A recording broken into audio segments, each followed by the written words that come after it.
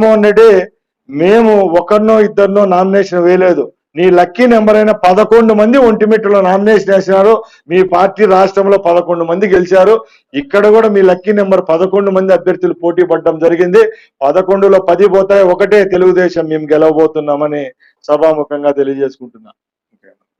మా ముఖ్యమంత్రి గారు అలాగే మా యువ నాయకులు లోకేష్ బాబు గారు ఈ 14 నెలల యొక్క శ్రమకు ఇలా ఈ రోజు జరిగిన ఎలక్షన్లు అవి ఒక ప్రతిరూపంగా మేము భావిస్తున్నాం.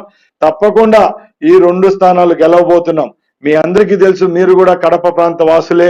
గతంలో ఆ ఒంటిమిట్ట మండలం అనేది మాది కాదు. ఆ రోజు కూడా ఇదే దర్పంతో ఇదే రౌడీయిజంతో ఇప్పుడు శాసనసభ్యుడిగా ఉన్న అమర్నాథ్ రెడ్డి గారు ఏకగ్రీవంగా ఎన్నిక కావడం జరిగింది.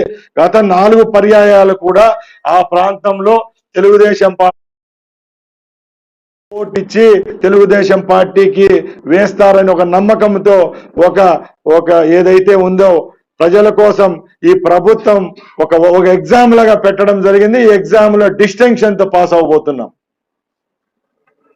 ఇదో కూడా ఒకటి, ఇప్పుడు రాజకీయాల్లో కొత్త పుంతలు దొక్కాయి. ఓటర్ సిస్టమ్ కూడా ఏంటంటే పక్కా మనం పడే ఓటును నమ్ముతారు. ఇది 50-50 ఓటుకి ఏంటంటే డబ్బులు ఇచ్చేస్తారు, ఈ ఓటు మీరు వినియోగించుకోవద్దండి, మీరు వెళ్ళిపోండి అనే పరిస్థితి కూడా ఉంది. అలాగా చాలా టెక్నికల్తో ఈరోజు ఓటింగ్ జరిగింది. ముఖ్యంగా మీరు అందరికీ తెలుసు, రాత్రి ఇండ్లకు పోయి బెదిరించారు, ఇండ్లకు పోయి బెదిరించారు. వాళ్ళ బంధువులు ఎవరైనా ఏజెంట్లకు కూర్చుంటా అంటే అట్లా బెదిరించారు. ముఖ్యంగా ఆ ఒంటిమిట్ట ప్రాంతంలో సుమారు 9,000 మంది దళిత ఓటర్లు ఉన్నారు, ఎక్కువ బీసీ ఓటర్లు ఉన్నారు. వీళ్ళంతా ఒక 7-8 గ్రామాల్లో ఏవైతే ఉన్నాయో సుమారు 15 బూతుల్లో పెత్తందారు వాళ్ళ వ్యవస్థలోనే గత 5-6 పర్యాయాలు ఎలక్షన్లు జరిగినాయి. ఈసారి వాళ్ళకి విముక్తి కలిగించినాం, ఎలక్షన్ కు అవకాశం కల్పించినాం, వాళ్ళు గెలుస్తున్నారు అంతే. జగన్మోహన్ రెడ్డి అండ్ టీం ఎలక్షన్లు వచ్చినప్పుడు ఇలాంటి ట్రిక్సే వేస్తాయి. నేను ఒకటే ఉదాహరణ చెప్తున్నా. జగన్మోహన్ రెడ్డి గారు ఒక్కసారే ముఖ్యమంత్రి అయ్యారు. ఆ ముఖ్యమంత్రి అయింది కూడా సెంటిమెంట్తో అయినారు. రెండోసారి అభివృద్ధి చేసినానన్నారు, 11 సీట్లు వచ్చినాయి. ఇది చాలు తాత్కాలికం. ఎందుకంటే జగన్మోహన్ రెడ్డి అనేవాడు ఎప్పుడు అభివృద్ధి కాముకుడు కాదు.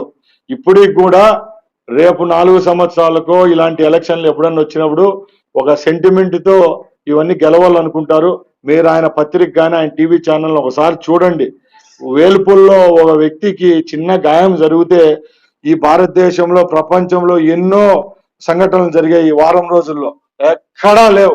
వదిలితే రాము ముందర పేజు, వెనకాల పేజు, ఆ పేజీలు తిప్పి వదిలితే డీజీపీకి, లేకంటే ఎలక్షన్ కమిషన్ కు, ఇక్కడ అక్కడ. అంటే నేను చెప్తున్నా